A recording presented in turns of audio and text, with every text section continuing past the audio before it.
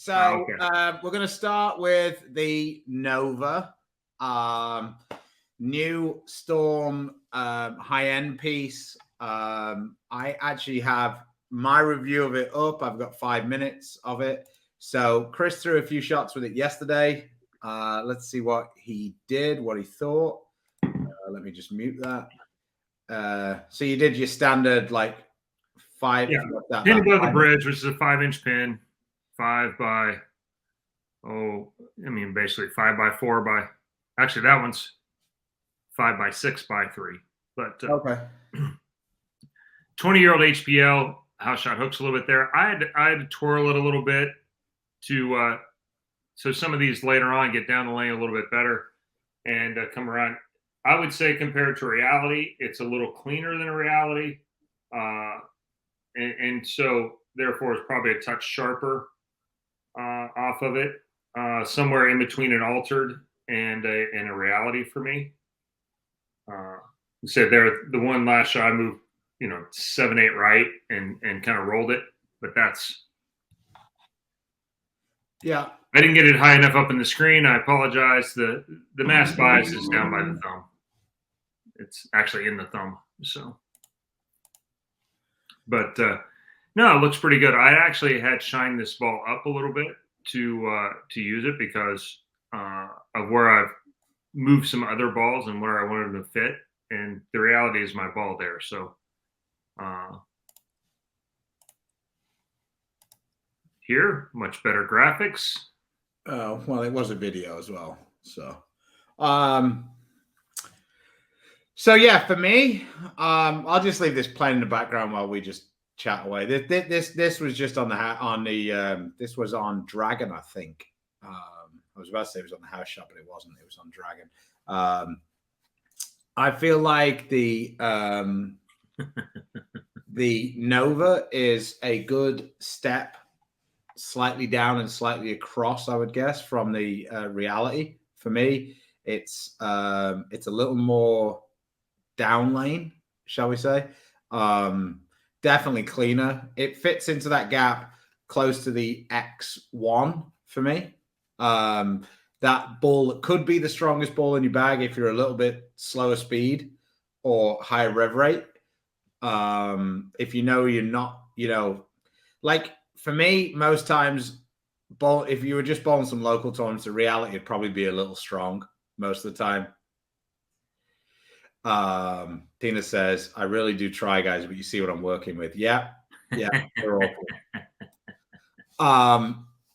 Here you go. Here's an X1 in the video. Like you see, a little smoother, a little lazy trying to get the 10 out. I haven't done it myself, but I did see Arturo had added shine to it, and you could definitely see that it was way cleaner. He used it on the Chameleon and on the Dragon. No, not Dragon. What did we bowl on? Yeah, we did bowl on Dragon, didn't we? Right. Yeah, on both patterns on the TV show. He had an unbelievable look on Chameleon with it, which kind of surprised me. I don't know about you. That was a lot more ball than I would have expected to be able to use on that. Yeah, and I think, like I said, it's a quicker cover than that, and that showed up when you shined it. That it could get kind of medium quick. Overall, I would say, like, if you're putting reality and proton as far as the earliest of the balls, I think this is, at 10. This one's more like 7 or 8. Yeah. This is more. This is kind of a bridge between like proton physics and maybe phase 2 Zen Master. Like it's still got the big engine, but it's just a little bit less, like you say, a little cleaner. Alan had your back, Tina, so he knows. Yeah, I've thrown it shiny. And shiny, it pushed it down a little bit closer to, like, say, Zen Master range. And I like that ball so much there that it's not really going to replace that. So it's going to have, in the video, it had I put 1,000 back on it. And it was still below a reality as far as it's longer than a reality. I've also gone up with a Helios and kind of put it a little further up to kind of separate that whole grouping of balls of Zen Master, Helios, synergy for me as well. Those kind of bows, a few too many in that same range. So I moved the Helios up in the lineup to be a little more aggressive. And this is earlier than a Helios with the same surface on it. What would you compare it to from 900 global side? Like I say, to me, it fits between Zen Master and Reality. That's where it would fit. Yeah. What about slower speed, lower rev rate players like me? I think that this could be a really good option as the as your big ball, for want of a better description, just because I feel like with it being a little bit cleaner, it's not going to burn up quite as much and just be like kind of blur down the back part of the lane. Right. I haven't had a chance to drill Tina's yet, but I would anticipate her liking this one. The reality for her is it's a little lazy, you know, overall, like at times, because we just don't have enough oil to be able to get it through the front part of the lane. So it's a ball for her that she'll take, you know, when she bowls the big tournaments or whatever, and we'll have surface on it just in case.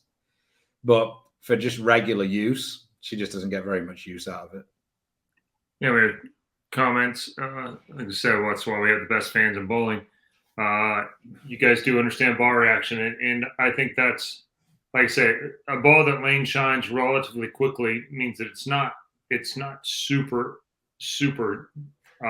early as far as a cover. So this one has a big motor in it, and probably closer to, like, say, the Rubicon kind of thing, where it's a big ball, but it's on the cleaner end of it, and so it does suit people who like you were talking about, a little bit softer speed that bowl on some oil and need the ball to hook. It's not going to burn out quite so quick, and so I think that's kind of where it fits. Good looking ball. Hey, Vince. Me and Chris are going to pretend that we understand what that means and go, yes. Yeah, sure. I don't really know is the answer, because I don't really understand that part of it. I'm going to go with the I just throw them. It's a little sharper down lane than say Proton, and so you see that? You see that little graphic there? We get the little boom. Brought to value. It's moved up. I stepped up and made an effort with that one. So yeah, I like the Nova. How can you lane shine a ball without throwing a bunch? You can help it get there a little faster. You go over it with a little 2000 pad. It'll take some of those sharp teeth off of it, and it won't take very long. Probably 2000, 3000 over the top of whatever's there. Just 3000, and that'll help lane shine it without really cutting into those deeper grooves that it comes out at 1000 or so. Or you can just throw it up 12 on the left. There's always a lake of oil there. Oh, sorry. Did I say that out loud?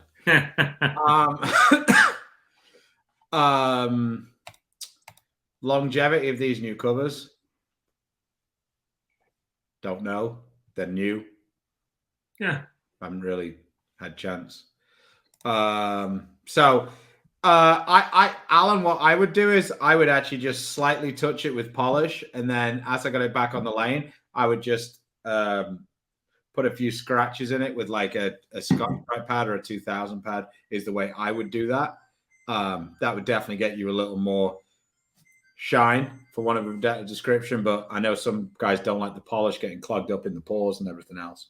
So if you want to do it without it, like I said, a little 3000 pad, you can do it quick, you know, and if you do it on high speed, it'll glaze it over pretty quickly.